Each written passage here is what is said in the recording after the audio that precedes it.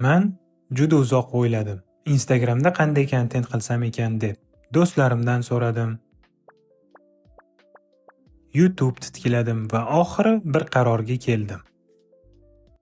Assalomu alaykum hammaga. Mening ismim Rahmatilla. Men bugundan boshlab o'zimni blogimni boshlashga qaror qildim. Bu blogim 3 ta rubrikaga asoslangan bo'ladi. Birinchisi bu albatta iqtisodiyot.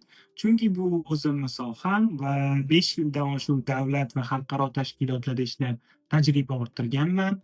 Hozirda Germaniyada magistraturani iqtisodiyot yo'nalishi bo'yicha o'qimoqdaman. Ikkinchisi bu albatta mening sayohatlarim haqida bo'ladi, chunki ko'p sayohat qilib turaman. O'zim borayotgan yangi shaharlar haqida sizlarga ham ulashib boraman. Uchinchisi bu albatta chet elda o'qish haqida bo'ladi, chunki men chet elga grant dasturlariga, ya'ni magistraturaga topshirish bo'yicha juda katta tajribaga egaman.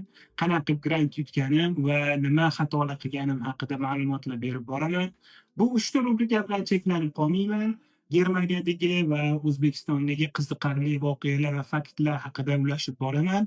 Kuzatib boring, obuna bo'ling, manfaatli bo'ladi degan umiddaman.